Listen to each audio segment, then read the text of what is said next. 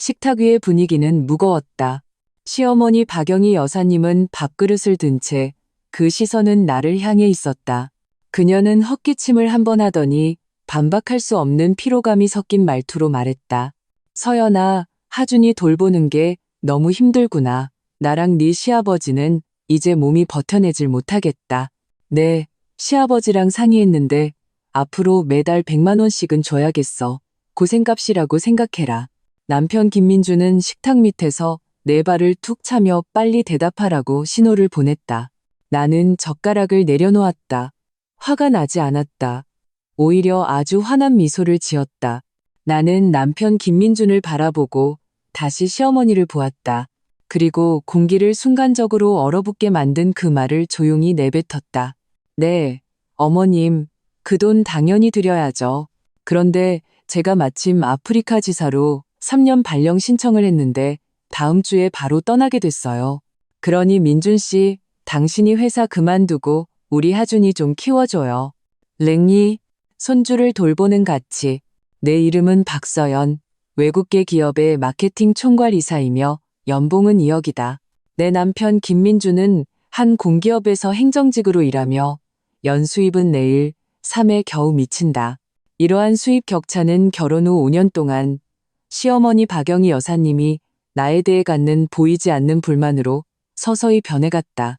그녀는 늘 내 수입이 아무리 높아도 자기 아들의 안정적인 직장만 못하며 내가 가정을 돌보지 않는 것이 가정 불균형의 근원이라고 생각했다.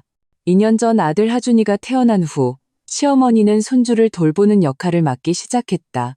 물론 이 돌봄에는 거품이 많이 껴있었다. 하준이는 낮 동안 어린이집에 갔고 오후 4시 반에 시어머니가 데리고 집으로 왔다. 그리고 시어머니는 저녁을 먹이는 역할을 했다. 7시 반에 나와 김민준이 퇴근해서 집에 오면 하준이는 거의 자유방목 상태였다. 목욕시키고 잠자리 동화를 읽어주고 한밤중에 잠들 때까지 달래는 것은 모두 나와 김민준의 몫이었다. 그럼에도 불구하고 시어머니의 불평은 멈추지 않았다. 요즘 애들은 정말 키우기 힘들어. 우리 때보다 100배는 힘들어. 내 이 허리랑 무릎 쑤시는 거 다 너희 집 상전나리 때문에 생긴 병이야. 서연이 너도 너무 바빠. 어떤 엄마가 너처럼 밤 10시가 돼서야 일을 마치니? 처음에는 고급 안마의자를 사드리고 제주도로 효도 관광을 보내드리고 추석이나 설날에는 두둑한 용돈 봉투를 드렸다. 나는 그것이 가정의 화목을 가져다 줄 것이라 믿었다. 그가 월 100만 원을 요구하기 전까지는 말이다. 그날은 토요일 정기적인 가족 식사가 있는 날이었다.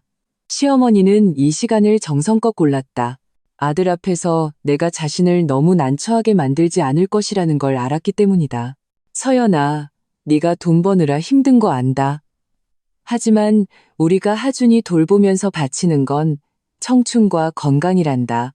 시어머니는 한숨을 쉬며 본론으로 들어갔다. 김민준이 즉시 말을 받았다. 말투에는 아첨이 섞여 있었다. 맞아, 여보, 당신도 봐봐. 요즘 입주 이모님 구하려면 얼마인 줄 알아? 최소 300은 줘야 해. 어머님께 100만 원 드리는 건 정말 많은 것도 아니야. 나는 손에 든 컵을 내려놓고 죽이 척척 맞는 이 모즈를 보았다. 어머님, 아버님 고생 많으셨어요. 그런데요, 우리 하준이 4시 반에 데려오시잖아요. 그리고 주말에는 저희가 직접 돌보고요. 이 100만 원은 실제 근로시간으로 계산하신 건가요? 아니면 종일제 보모 기준으로 계산하신 건가요? 내 말투는 평온했고 직업적인 미소가 살짝 묻어 있었다.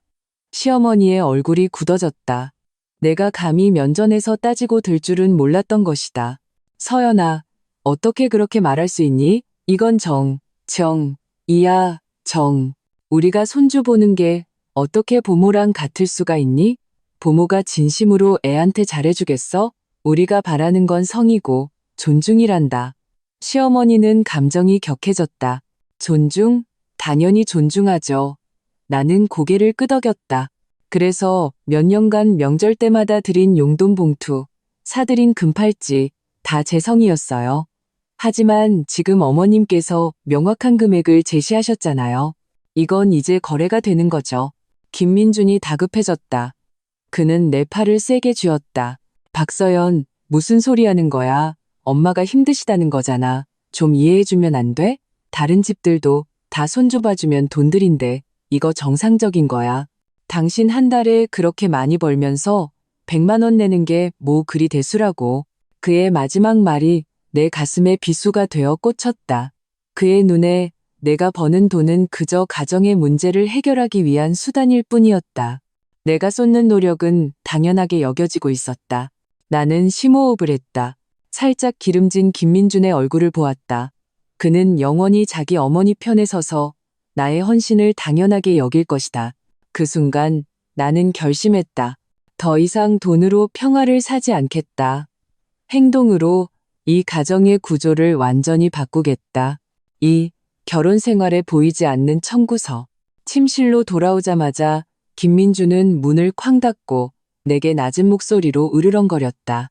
박서연, 당신 도대체 왜 그래? 엄마 앞에서 그렇게 면박을 줘야 했어? 겨우 100만 원 가지고 그렇게까지 해야 해?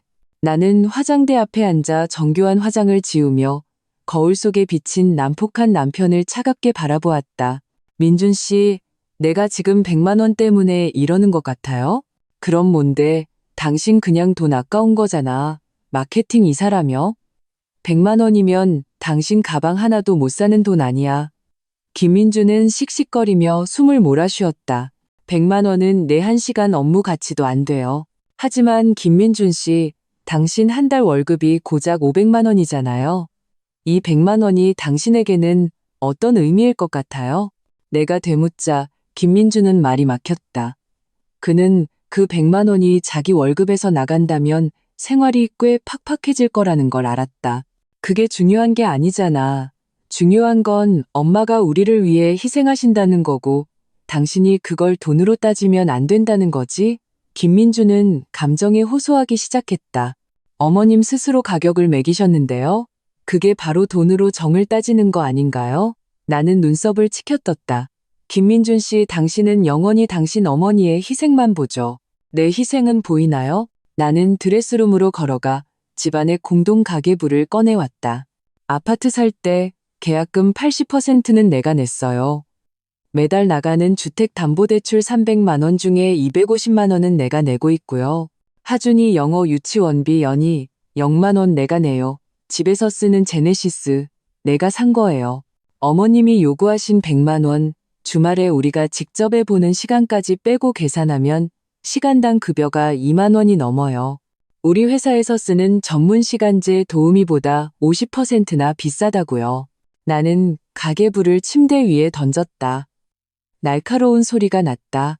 어머님이 100만 원을 요구하는 건 힘들어서가 아니에요. 경제적인 통제를 통해 우리 가정에서의 자기 지위를 바로잡으려는 거예요. 내가 돈을 더 많이 버니까 자기가 나를 쥐고 흔들어야 한다고 생각하는 거죠. 그리고 당신, 김민준 씨는 그걸 계속 방관해 왔어요. 당신도 두려우니까 당신 자신의 무능함을 마주하기가 두려운 거겠죠? 김민준의 얼굴이 잿빛으로 변했다. 전곡을 찔린 것이다. 박서연, 당신 말 너무 심하게 하네. 사실은 원래 듣기 거북한 법이죠. 나는 평온하게 대답했다. 어머님이 힘드신 것 같으면 당신이 사표 내고 직접 애 키워요. 당신은 버는 돈도 적고 시간도 많으니 당신이 이 가정의 육가 책임을 지세요. 나는 돈을 책임질게요. 그게 공평한 거 아니에요? 김민주는 사표를 내라는 말에 마치 불에 댄 듯 세 걸음 뒤로 물러섰다. 무슨 말도 안 되는 소리야. 내 직장은 공기업이야.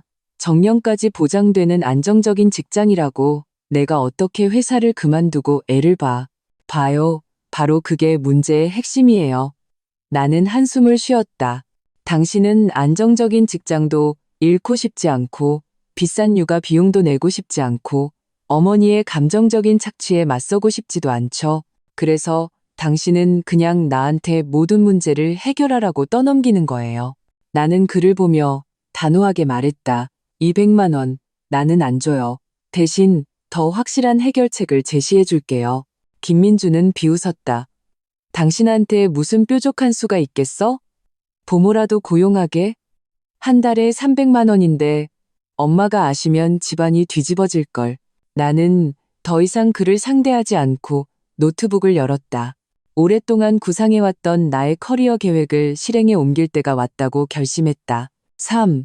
계획과 준비. 그날 이후 나는 더 이상 시어머니와 100만 원 문제로 다투지 않았다. 심지어 그에게 비정상적일 정도로 공손하게 대하기 시작했다. 거의 아첨에 가까울 정도였다. 어머님, 힘드셨죠? 제가 지금 방법 찾고 있으니 꼭 만족시켜 드릴게요. 나는 매번 이렇게 말했다. 시어머니는 승리자의 더위에 찬 표정을 지었다. 아파트 단지에서 이웃들에게 이렇게 말했다. 우리 며느리 아무리 잘 나가도 결국 내 말 들어야 한다니까. 이게 바로 철든 거지. 김민준도 안도의 한숨을 내쉬었다. 내가 마침내 굴복했다고 생각한 것이다.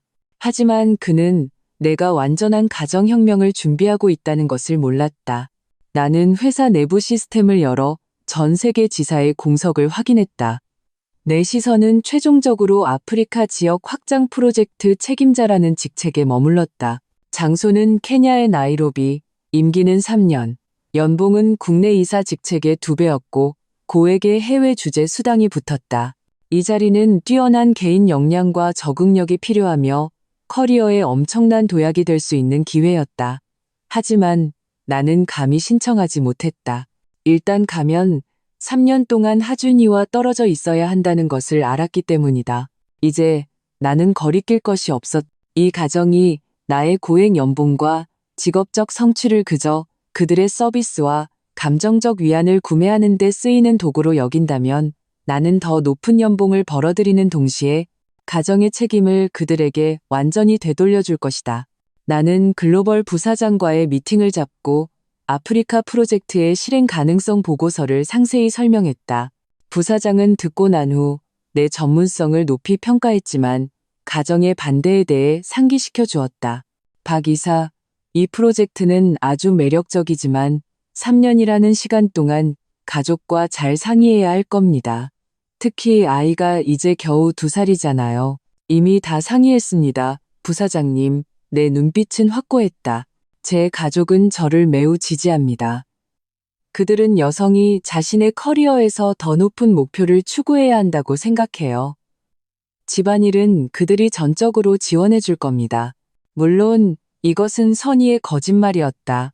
이후 2주 동안 나는 마치 스파이처럼 모든 것을 비밀리에 준비했다. 먼저 회사 인사팀에 연락해 발령 및 계약 세부 사항을 확인했다. 다음으로 하준이의 생활을 정리하기 시작했다. 나는 하준이의 어린이집을 그만두게 하는 대신 더 비싼 영어 유치원에 등록시키고 등하원 시간을 초 단위로 정확하게 맞췄다. 나는 하준이의 식습관, 알레르기 유발물질, 생활 패턴, 잠재우는 비법, 비상 연락처 등을 포함한 상세한 육아 바이블을 만들었다. 심지어 집에 몇 개의 소형 카메라를 설치했다. 감시가 아니라 원격 교육을 위해서였다. 나는 김민준에게 슈퍼 이모님을 찾고 있는데 마땅한 사람이 없다고 말했다. 그는 이 말을 철석같이 믿으며 오히려 내가 시간 낭비한다고 불평했다. 그냥 엄마한테 100만 원 드리고 기분 좋게 해드리면 되잖아. 무슨 이모님을 찾는다고 그래. 민준 씨, 걱정 마. 내가 찾은 이 사람은 이모님보다 훨씬 믿을만하고 돈도 한 푼 안 들어. 나는 미소 지으며 말했다. 나는 김민준을 보며 시간을 계산했다. 발령 승인은 이미 떨어졌고 공식 통보만 기다리면 됐다. 나는 나의 고액 연봉 계약서, 발령 통지서, 하준이의 육아 매뉴얼 등 모든 서류를 내 개인 금고에 가지런히 넣어두었다. 이제 그들에게 나의 결정을 발표할 적절한 시기만 기다리면 되었다. 4. 폭풍 전야의 고요함. 발령 사실을 발표하기 3일 전 시어머니 박영희 여사님의 더위는 절정에 달했다. 그녀는 나에게 100만 원의 수고비를 미리 달라고 요구했다. 서연아, 네가 요즘 이모님 구하느라 바쁜 거 안다. 근데 시간 낭비하지 마라. 집안일은 우리 식구가 하는 게 제일 마음 편하지. 일단 반년치 돈부터 먼저 다오. 엄마가 노인 대학 댄스 교실에 등록하고 싶어서 그런다. 김민준도 옆에서 거들었다. 맞아, 여보. 일단 드려. 엄마가 그동안 얼마나 고생하셨어? 그 돈이 뭐라고. 나는 지갑에서 신용카드를 꺼내 시어머니께 드렸다. 어머님, 제가 요즘 일 때문에 바빠서 은행 갈 시간이 없네요. 이 카드 쓰세요. 비밀번호는 하준이 생일이에요. 안에 600만 원 들어있어요. 어머님 반년치 수고비예요. 시어머니의 눈이 빛났다. 그녀는 떨리는 손으로 카드를 받았고 얼굴에는 활짝 핀 국화 같은 미소가 번졌다. 아이고, 우리 서연이 정말 철든 착한 며느리로구나. 엄마가 네가 우리를 박대하지 않을 줄 알았지. 그녀는 이 600만 원이 내 고액 연봉으로 산 것이며 이 거래가 곧 청산될 것이라는 사실을 전혀 눈치채지 못했다. 이후 며칠 동안 집안은 이상할 정도로 평온했다.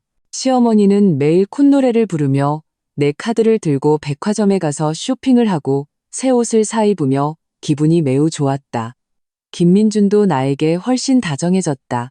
내가 마침내 현실을 직시하고 밖에서는 돈 벌고 집에서는 순종적인 완벽한 아내가 되기로 했다고 생각한 것이다.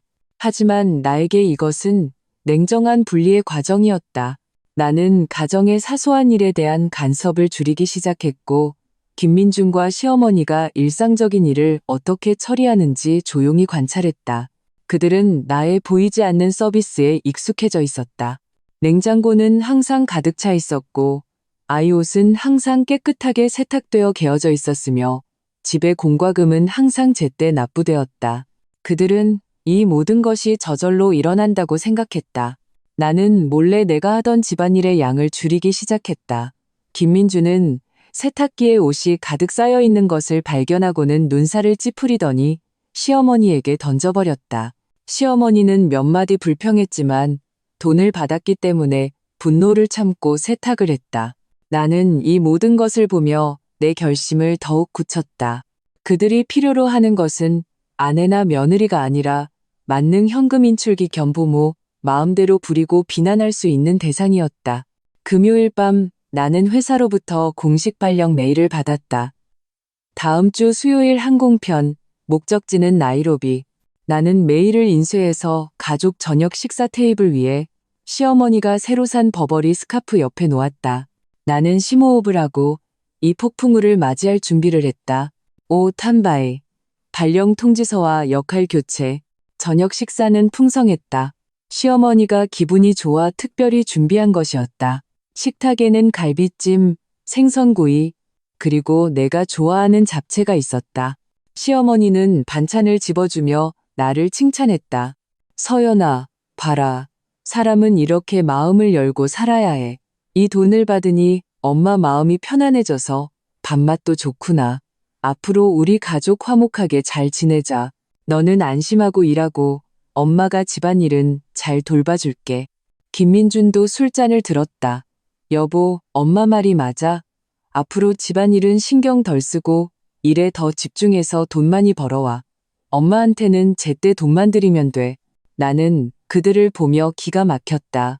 그들은 100만 원으로 이 가정에 대한 나의 모든 책임과 감정을 사들였다고 생각하는 것이다. 나는 웃으며 잔을 들었지만 마시지는 않았다. 어머님 민준 씨, 제가 좋은 소식을 하나 발표할 게 있어요. 내 목소리는 맑았고 억누를 수 없는 흥분이 담겨 있었다. 시어머니와 김민주는 서로를 쳐다보며 내가 회사에서 승진했거나 연봉이 올랐다고 생각했다. 무슨 좋은 소식인데? 김민준이 궁금해하며 물었다. 나는 인쇄된 발령 통지서를 식탁 중앙으로 밀었다. 시어머니의 새 스카프 한쪽 끝을 정확히 눌렀다. 제가 아프리카 지사로 3년 발령을 신청했어요. 다음 주 수요일 비행기 표도 이미 예약했고요. 공기는 순간적으로 얼어붙었다. 시어머니의 미소는 얼굴에 그대로 굳어버렸고 김민준의 손에 들린 술잔은 미끄러질 뻔했다. 아, 아프리카? 3년? 김민준의 목소리가 떨리기 시작했다. 네, 나이로비요. 나는 포크로 서류의 상단을 가리켰다. 연봉은 2배로 오르고 해외 주재 수당까지 합치면 세후 수입은 지금의 2.5배예요. 3년 뒤에 돌아오면 아시아 지역 부사장으로 바로 승진할 수 있고요. 시어머니가 가장 먼저 정신을 차렸다. 그녀는 갑자기 식탁을 손으로 내리쳤다. 목소리가 날카로웠다. 박서연, 너 지금 장난하니? 아프리카 같은 곳을 어떻게 가? 하준이는 어떡하고? 하준이요? 나는 시어머니를 평온하게 바라보았다. 어머님, 손주 보는 게 힘드시다고 하셨잖아요. 수고비로 100만 원을 요구하셨고요. 이제 그 수고비 문제는 완전히 해결됐네요. 나는 시선을 김민준에게 돌렸다. 말투는 거부할 수 없는 명령조였다. 김민준 씨, 당신 직장은 공기업이라 안정적이고 한가하잖아요. 육아휴직 내기 딱 좋겠네요. 다음 주 수요일부터 육아 책임은 전부 당신에게 넘길게요. 당신이 하준이 키우면서 손주 보는 게 얼마나 힘든지 직접 체험해 보세요. 김민준의 얼굴이 새하얗게 질렸다. 박서연, 너 미쳤어? 내가 어떻게 회사를 그만두고 애를 봐. 내가, 남자가 어떻게, 남자가 뭐 어때서요? 내가 그의 말을 끊었다. 당신 어머니, 나이 드신 여자분도 애를 보는데 젊고 힘센 남자가 자기 아들 하나 못 보겠어요? 잊지 마요. 이 아이는 당신 핏줄이기도 하다는 거. 나는 자리에서 일어나 김민준 앞으로 걸어가 하준이의 육아 바이블을 그에게 던졌다. 육아 매뉴얼은 다 만들어놨어요. 하준이가 매일 이유식을 몇 그램 먹는지까지 상세하게 적혀 있으니 참고해요. 그리고 하준이 영어 유치원은 계속 보내야 해요. 비용은 내가 낼 테니 등하원과 케어는 당신과 어머님 몫이에요. 시어머니가 소리쳤다. 우리는 부모가 아니야. 우리는 어른이라고. 네, 어른이시죠. 그래서 더더욱 당신 아들에게 아버지로서의 책임을 다하도록 가르치셔야죠. 나는 미소를 지었지만 말투는 얼음장처럼 차가웠다. 민준 씨, 선택해요. 회사를 그만두고 애를 보든지 아니면 지금 당장 그 600만 원 인출해서 나한테 돌려줘요. 내가 월 300만 원 주고 입주 이모님 구할 테니. 하지만 그렇게 되면 당신과 어머님은 하준이 일에 절대 끼어들 생각하지 마세요. 김민준과 시어머니는 완전히 혼란에 빠졌다. 그들은 박서연이 이번에는 장난이 아니며 사소한 다툼이 아니라 이 가정의 권력 구조를 완전히 뒤엎으려 한다는 것을 깨달았다. 서연아, 가면 안 돼. 난동에 못해. 김민준이 내 손을 잡으려 했다. 나는 가볍게 그의 손을 뿌리쳤다. 이건 내 직업적 선택이에요. 당신의 동의 여부와는 상관없어요. 나는 이 가정을 위해 더 많은 부를 벌고 더 큰 희생을 하러 가는 거예요. 동의하지 못하겠다면 우리 이혼해요. 내가 고액 연봉이랑 아이 데리고 갈 테니 당신은 당신의 그 안정적인 직장이랑 당신 어머니나 지키고 사세요. 시어머니는 나를 보며 눈에 공포와 분노를 가득 담았다. 너, 이건 협박이야. 보복이라고. 네, 어머님, 맞아요. 나는 담담하게 인정했다. 저는 그냥 어머님이 제게 가르쳐 주신 방식으로 가정 문제를 해결하고 있을 뿐이에요. 정고이라는 게 100만 원으로 가격이 매겨질 수 있다면 제 커리어와 자유도 엄청난 대가를 치를 가치가 있는 거겠죠. 나는 내 캐리어를 들었다. 안에는 간단한 옷권 몇 벌과 업무 서류만 들어있었다. 나는 모든 육아 자료를 남겨두었다. 민준 씨, 3년 동안 수고해요. 드디어 아이를 키우는 진짜 고생이 뭔지 체험할 기회를 얻었네요. 나는 넋이 나간 모즈를 남겨두고 뒤도 돌아보지 않고 집을 나섰다. 나는 공항으로 가지 않고 회사에서 마련해준 호텔에 묵었다. 마음을 가라앉히고 그들의 첫 반응을 기다릴 이틀이 필요했다. 역시나 30분 후 김민준의 전화가 걸려왔다. 서연아, 돌아와.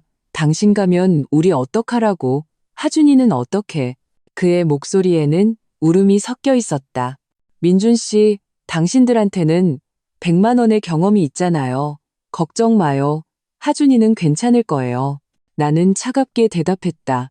나는 전화를 끊었다. 진짜 도전은 이제 막 시작되었다는 것을 알았다. 6. 붕괴된 육아 생활. 박서연이 떠난 후 김민준과 시어머니 박영희의 악몽이 본격적으로 시작되었다. 월요일 아침, 박서연은 이미 비행기에 몸을 실었을 시간, 김민준과 시어머니는 집에 보이지 않는 슈퍼우먼이 사라졌다는 현실을 마주해야 했다. 김민준은 3일간 연차를 내고 새로운 생활에 적응하려 했다. 그는 원래 보는 게 뭐 그리 대수냐고 생각했다. 아내가 돈을 안 남긴 것도 아니고 배달 음식 시켜 먹고 TV나 보면 될 거라고 여겼다. 하지만 하준이는 그들이 마주한 첫 번째 거대한 산이었다.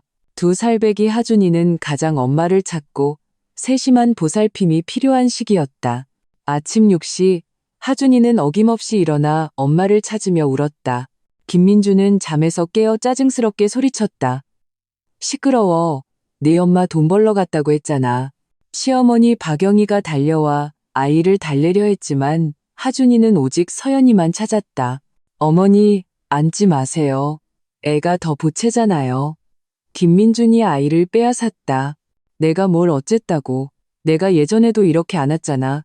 시어머니는 화가 나서 씩씩거렸다.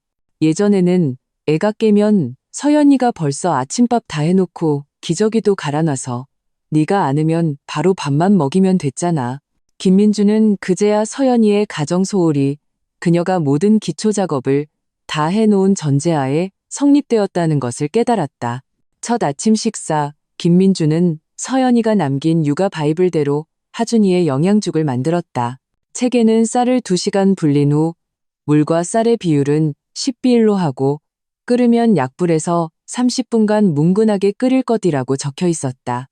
김민준이 그런 인내심이 있을 리 없었다. 그는 대충 끓였고 결과는 설익은 쌀알.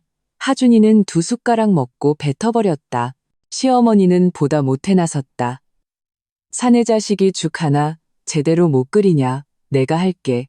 시어머니는 전통적인 방식으로 하준이에게 소금 간을 한 죽을 끓여주었다. 하준이는 한 입 먹고 또 뱉었다.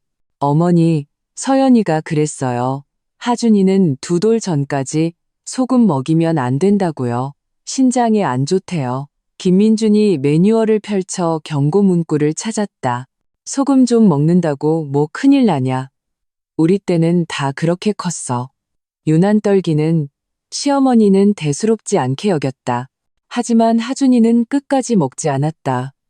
아침 내내 굶은 하준이는 울기 시작했고 울음소리는 귀를 찢을 듯했다. 김민주는 완전히 패닉에 빠졌다. 그는 급히 서연에게 카톡을 보냈지만 서연은 이미 만리 타국에 있었다. 시차를 핑계로 짧은 음성 메시지만 돌아왔다. 반드시 매뉴얼대로 하세요. 하준이가 건강하길 바란다면 제 전문 지식을 믿어주세요. 오전 내내 혼란 속에서 김민주는 기진맥진했다. 오후 3시 하준이가 낮잠에서 깰 시간이자 시어머니가 가장 골치 아파하는 시간이었다. 예전 같으면 서연이가 하준이가 낮잠 자는 동안 간식과 과일을 다 준비해 놓았지만 지금은 텅 비어 있었다. 시어머니는 하준이를 데리고 아파트 단지 놀이터에 나갔다. 하준이는 빨리 뛰었고 시어머니는 따라잡지 못해 몇 번이나 넘어질 뻔했다. 더 최악인 것은 단지의 다른 할머니들이 수군거리기 시작했다는 것이다. 어머, 박 여사님, 아드님이랑 며느리는 어디 가고 혼자 손주를 보세요? 아이고, 우리 며느리는 아프리카로 돈 벌러 갔어요. 우리더러 애 키우는 고생 좀 체험해보라네요. 시어머니는 억지로 설명해야 했다. 어머나, 정말 효녀 났네요. 아드님한테 제대로 휴가 줬네. 이웃들의 말투는 시큰둥했고 명백한 조롱이 섞여 있었다. 시어머니의 자존심은 큰 상처를 받았다. 그는 원래 100만 원을 통해 자신의 가정 내 지위를 과시하려 했지만 이제는 웃음거리가 되었다. 며느리는 도망가고 아들은 회사 그만두고 애나 보고 자신은 죽도록 고생하는 꼴이 된 것이다. 더 심각한 문제는 경제적 갑박이었다. 서연이가 떠난 후 집안 수입은 김민준의 보잘것없는 월급 500만 원이 전부였다. 서연이가 주택담보대출과 아이 교육비는 충분히 남겨두었지만 일상적인 생활비, 경조사비, 그리고 시어머니의 쇼핑 욕구는 현금이 필요했다. 김민주는 서연이가 떠나기 전에 집안의 모든 신용카드를 정지시키고 한도가 매우 낮은 가족카드 한 장만 남겨두었다는 사실을 발견했다. 비상용이었다. 박서연, 이게 무슨 뜻이야? 우리가 자기 돈 쓸까봐 막아놓은 거 아니야? 김민주는 시어머니에게 분노하며 말했다. 일부러 그런 게 틀림없어. 우리 망신당하는 꼴 보려고. 시어머니도 화를 냈다. 카드에 있던 600만 원은 이미 놓인 대학 등록금과 새 옷 사는데 다 썼고 남은 돈으로는 이 가정의 높은 생활 수준을 유지하기에 턱없이 부족했다. 김민주는 재택근무를 신청하려 했지만 그의 공기업 상사는 이유를 듣고 단호하게 거절했다. 김대리, 장난하나? 우리 부서는 행정직이라 출근이 필수야. 아내가 아프리카에 간 건 그 사람 선택이지 가정의 책임을 회사에 전가하면 안 되지. 장기 휴가를 내든지 사표를 내든지 하게. 김민주는 사표를 낼 용기가 없었다. 유일한 안정적인 수입원을 잃는 것이 두려웠다. 그는 육아휴직을 신청하려 했지만 남성 육아휴직은 여러모로 눈치가 보였다. 그는 고통스러운 악순환에 빠졌다는 것을 깨달았다. 생계를 위해 일을 해야 하지만 일과 아이를 병행할 수 없었다. 그리고 그의 어머니는 불평하면서도 하준이의 모든 육아 책임을 혼자 감당할 수는 없었다. 수요일, 김민주는 억지로 출근하며 하준이를 시어머니에게 맡겼다. 회사에서 김민주는 안절부절 못했다. 10분마다 휴대폰을 보며 시어머니가 잘 대처하고 있는지 걱정했다. 역시나 오전 10시 전화가 울렸다. 민준아, 빨리 와. 하준이가 열이 나. 39도야. 시어머니의 목소리에는 울음이 섞여 있었다. 김민주는 혼비백산했다. 그는 서류를 내던지고 부장님 사무실로 달려가 집에 급한 일이 생겼다며 조퇴를 요청했다. 부장님은 그를 엄하게 쳐다보았다. 김대리, 이번 달에만 벌써 3번째 긴급 조퇴야. 경고하는데 계속 이런 식이면 우리도 인원 감축을 고려할 수밖에 없어. 김민주는 그럴 겨를도 없이 병원으로 달려갔다. 병원에서 시어머니는 지쳐서 의자에 주저앉아 있었고 하준이는 목이 쉴 정도로 울고 있었다. 의사가 아이의 병력, 복용약, 알레르기 유발물질에 대해 묻자 김민주는 아무것도 몰랐고 시어머니도 어물쩍거렸다. 의사는 그들을 심각하게 꾸짖었다. 보호자분들 맞으세요? 어떻게 이런 기본 정보도 모르세요? 아이는 장난이 아닙니다. 그 순간 김민주는 부끄러움에 얼굴을 들 수 없었다. 그는 서연이가 남긴 두꺼운 육아 바이블을 떠올렸다. 예전에는 한 번도 제대로 들춰본 적 없었던 그것이 단순한 종이 뭉치가 아니라 서연이가 수많은 밤을 새워가며 쌓은 전문 지식의 집약체라는 것을 이제야 깨달았다. 그는 휴대폰을 꺼내 서연에게 메시지를 보냈다. 미안해, 서연아. 애 키우는 게 이렇게 힘든 줄 몰랐어. 서연이의 답장이 왔다.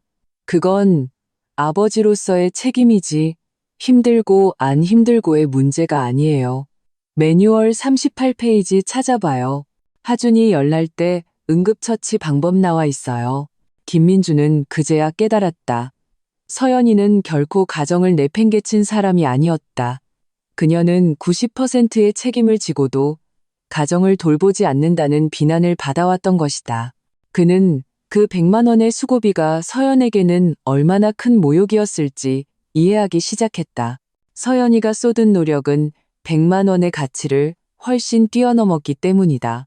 그는 서연이가 남긴 매뉴얼을 진지하게 읽기 시작했고 합격점의 아버지가 되는 법을 배우려 노력했다. 그러나 더 큰 타격이 뒤따랐다.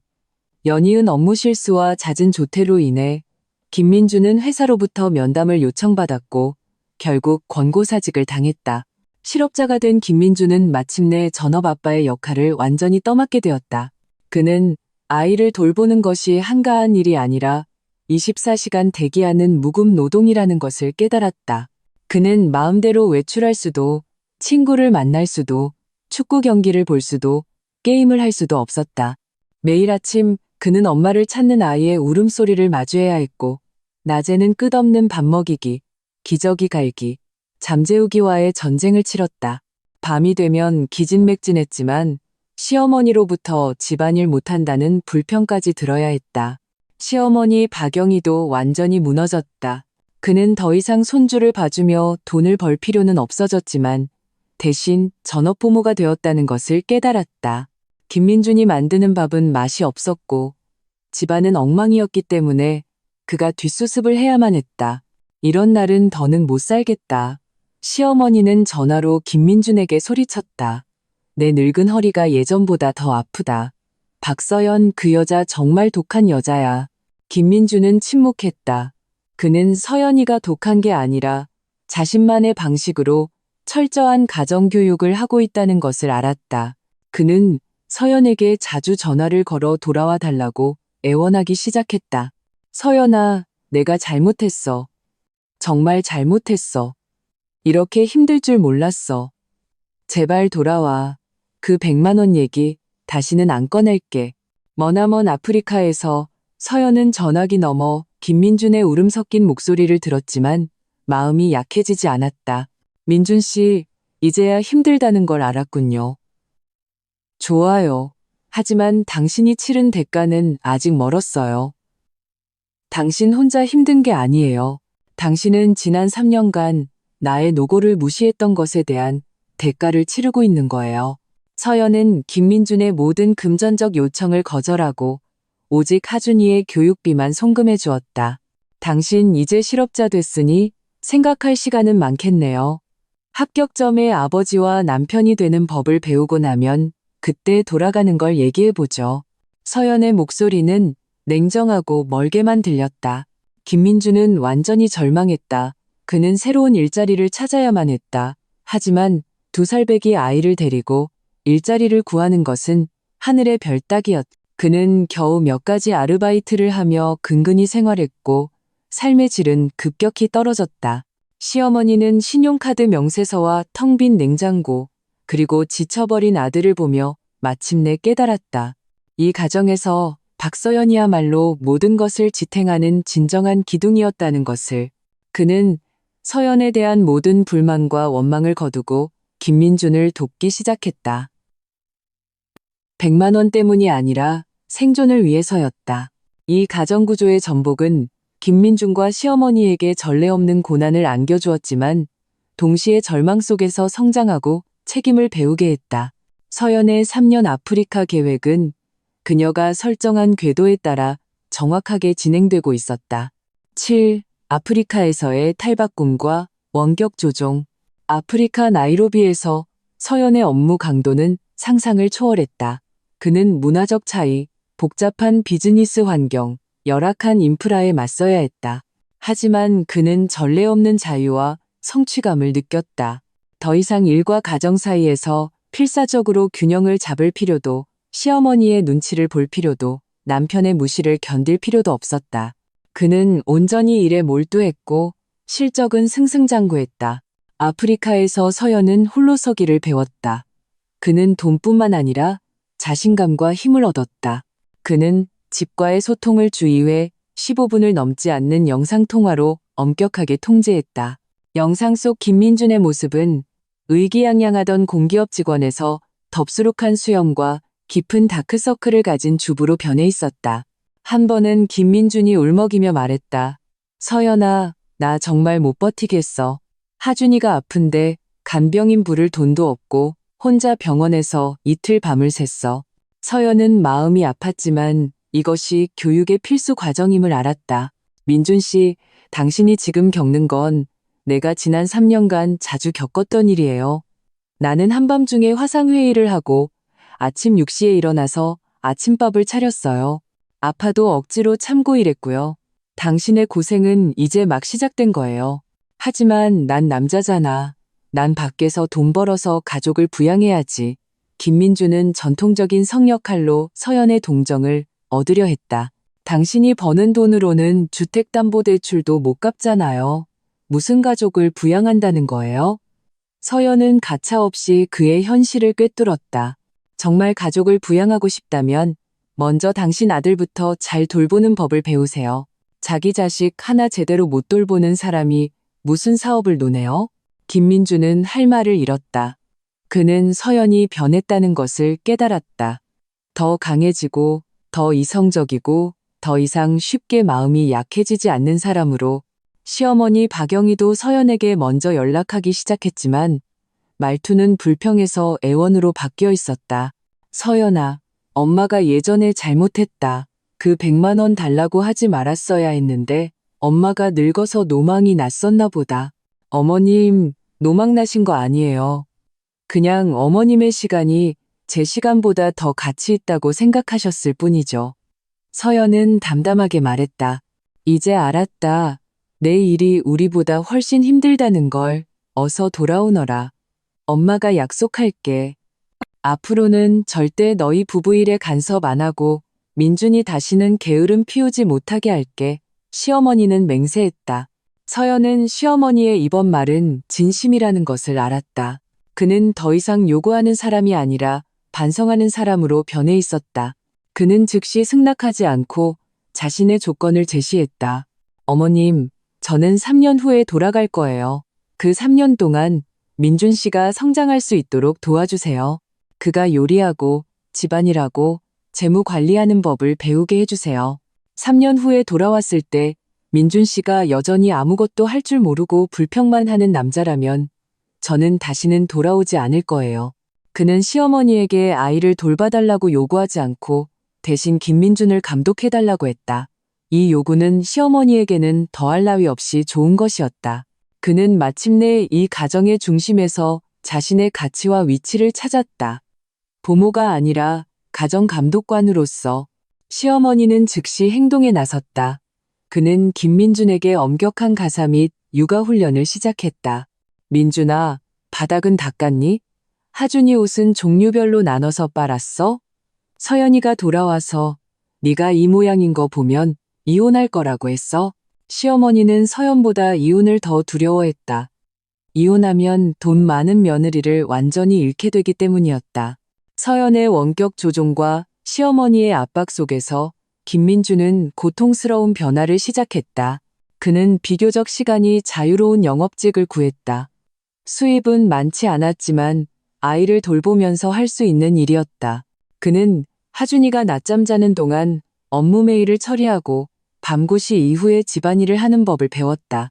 그는 서연이가 과거 매일 밤 10시까지 일을 처리했던 것이 얼마나 힘들고 고된 노력의 결과였는지 깨닫기 시작했다. 그는 서연의 직업을 존중하기 시작했고 그녀의 시간도 존중하기 시작했다.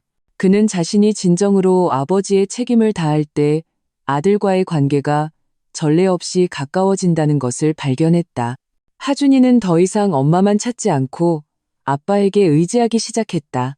서연은 이 모든 것을 원격으로 지켜보았다. 그는 자신의 계획이 성공했다는 것을 알았다. 그는 커리어에서 새로운 고지에 올랐을 뿐만 아니라 남편을 다시 만들어냈다. 8.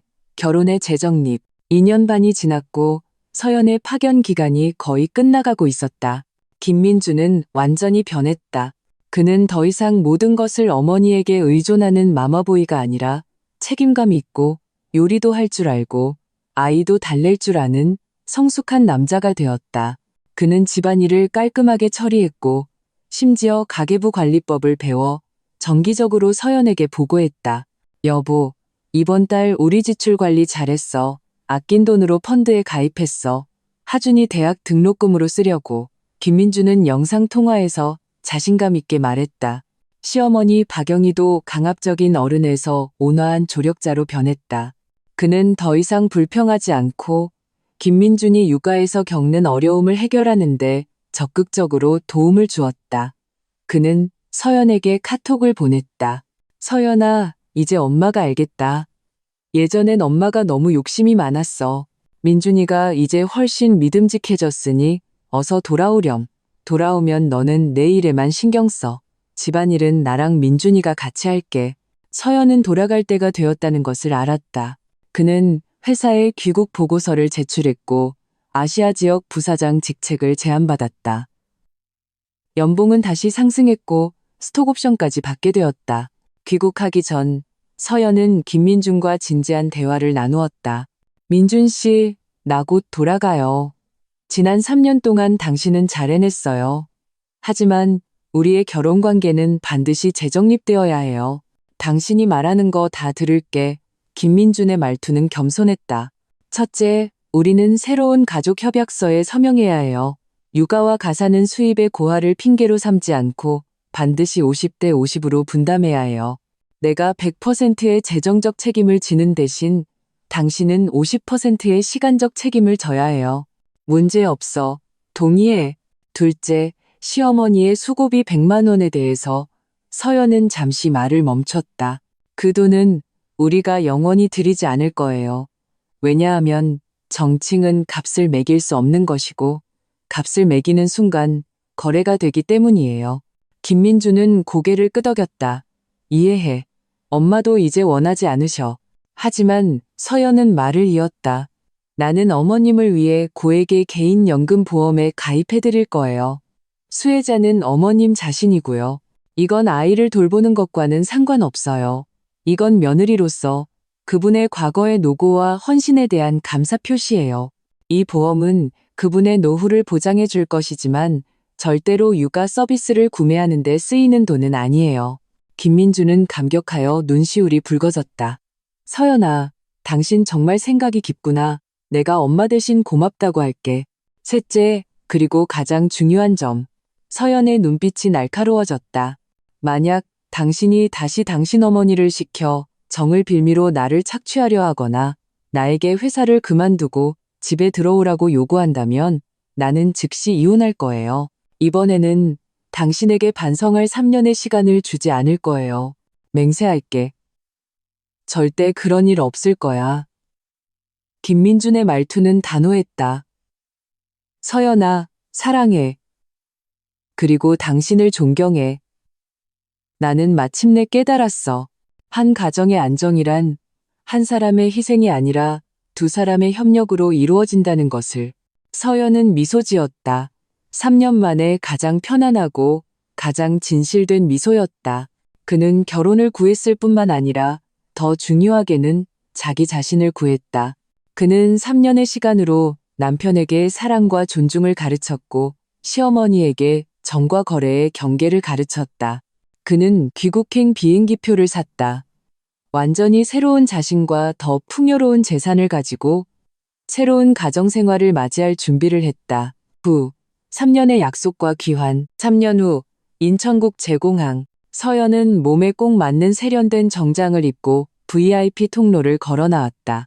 그는 3년 전보다 더욱 자신감 넘쳤고 눈빛에는 모든 것을 통제하는 빛이 가득했다. 그를 맞이한 것은 김민준, 시어머니, 그리고 하준이었다. 하준이는 이제 5살이 되었다. 그는 엄마를 보자마자 달려와 서연의 다리를 꼭 껴안았다. 엄마, 보고 싶었어요. 서연은 아들을 안아올리며 이마에 입을 맞췄다. 그는 김민준을 바라보았다. 김민준은 깔끔하게 다려진 셔츠를 입고 머리도 단정하게 손질되어 있었다. 눈가에 잔주름이 몇 개 늘었지만 눈빛은 차분하고 깊이가 있었다. 그는 성숙해졌고 더 멋있어졌다. 여보, 어서 와. 김민준의 목소리는 부드럽고 다정했다. 시어머니 박영희는 옆에 서 있었다. 3년 전처럼 기세등등한 모습은 온데간데 없었다. 그는 수수한 옷차림이었지만 정신은 맑아 보였다. 서연아, 돌아오니 좋구나. 돌아오니 좋아. 그의 말투는 조심스러웠고 아첨과 진심이 섞여 있었다. 서연은 3년간의 육아지옥과 경제적 압박이 시어머니의 모난 성격을 완전히 닳게 만들었다는 것을 알았다. 집에 돌아오니 모든 것이 환연히 신했다. 집안은 먼지 하나 없이 깨끗했고 냉장고는 신선한 식재료로 가득 차 있었으며 하준이의 장난감은 종류별로 가지런히 정리되어 있었다. 이것은 완벽하게 서연의 기준이었다. 김민주는 자랑스럽게 소개했다. 여보, 나 이제 고급 가사 관리사야. 집 청소랑 요리는 내가 완벽하게 할 수 있어. 시어머니가 얼른 덧붙였다. 서연아, 걱정 마라. 이제 민준이가 매일 아침 5시 반에 일어나서 하준이 아침밥 차린다. 네가 예전에 하던 것보다 더 부지런해. 나는 그냥 거들어서 하준이 등하원이나 시켜주는 정도야. 서연은 그들이 정말 변했다는 것을 알았다. 이 변화는 그를 두려워해서가 아니라 그들이 진정으로 분업과 협력의 이점을 체험했기 때문이었다. 그는 미리 준비해둔 2개의 서류를 꺼냈다. 하나는 김민준과의 가족 협력 협약서였다. 수입 분배, 가사 분담, 육아 시간표가 상세히 적혀 있었고 이혼 시 재산 분할 조항도 첨부되어 있었다. 다른 하나는 개인연금보험 계약서였다. 어머님, 이 보험은 제가 어머님 명의로 가입했어요. 매년 0만 원씩 10년간 납입하고 어머님께서 60세가 되시면 매달 두둑한 연금을 받으실 수 있을 거예요. 서연은 계약서를 시어머니에게 건넸다. 시어머니는 멍해졌다. 그는 떨리는 손으로 계약서를 받았고 눈시울이 붉어졌다. 서연아, 이건 너무 많다. 내가 받을 수 없어. 그는 거절했지만 말투 속의 감격은 감출 수 없었다. 어머님, 이건 제 성이에요. 서연의 말투는 평온했다. 이건 100만 원의 수고비와는 상관없어요. 100만 원은 거래고 매수였죠. 이 보험은 정침에 기반한 것이고 어머님께서 편안한 노후를 보내시길 바라는 제 마음이에요. 시어머니는 마침내 참지 못하고 눈물을 흘렸다. 그녀는 서연을 껴안고 울며 말했다. 서연아, 고맙다. 엄마가 잘못했어. 엄마가 예전에는 정말 귀신에 씌었었나 봐. 서연은 시어머니의 등을 가볍게 두드렸다. 그녀는 자신이 이겼다는 것을 알았다. 그는 돈과 커리어를 되찾았을 뿐만 아니라 가정의 존중을 얻어냈다. 10. 새로운 가정 질서. 서연의 귀환은 이 가정의 새로운 질서 확립을 의미했다. 그는 여전히 밖에서 치열하게 일하는 커리어우먼이었지만 더 이상 가정의 사소한 일에 짓눌리는 여자가 아니었다. 김민주는 남자 주인의 역할을 완전히 떠맡았다. 그는 직장에서 더욱 노력했을 뿐만 아니라 가정을 돌보는 법을 더 잘 알게 되었다. 그는 서연의 노고를 이해하게 되었고 과거 서연이 묵묵히 해냈던 모든 보이지 않는 노동을 자발적으로 떠맡았다. 시어머니 박영희도 집안에서의 새로운 위치를 찾았다. 그는 더 이상 돈을 요구하며 불평하는 유급 보모가 아니라 존경받는 가정 고문이 되었다.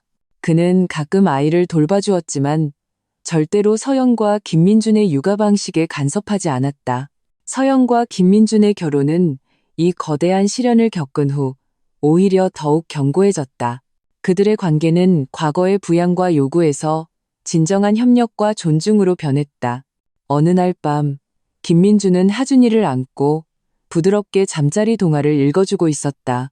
서연이 서재에서 나와 이 광경을 보고는 마음속이 만족감으로 가득 찼다. 민준 씨, 이제 정말 훌륭한 아빠네. 서연이 말했다. 김민주는 고개를 들어 피곤하지만 행복한 미소를 지었다. 여보, 지난 3년 동안 이 수업을 받게 해줘서 고마워. 당신이 아프리카에 가지 않았더라면 나는 당신이 혼자 얼마나 많은 것을 감당했는지 영원히 몰랐을 거야. 이제야 알았어. 한 가정의 가치는 100만 원으로 측정되는 게 아니라는 걸. 서연은 다가가 그의 어깨에 기댔다. 그러니 다음번에 만약 누군가가 당신에게 또 불합리한 요구를 한다면 당신은 거절하는 법을 배워야 해요. 당신의 아내와 당신의 가정을 지키는 법을요? 당연하지. 나는 이제 3년 전에 내가 아니야. 김민주는 자신감 있게 대답했다. 박서연은 자신의 지혜와 결단력으로 전통적인 가정 모델을 깨뜨리고 여성이 가정의 책임을 위해 커리어를 희생해서는 안 되며 정에 얽매여 착취당해서도 안 된다는 것을 증명했다. 그는 3년의 시간으로 무책임한 남편을 합격점의 동반자이자 아버지로 바꾸었고 불평 많던 시어머니를 자신을 이해하고 지지하는 어른으로 바꾸었다.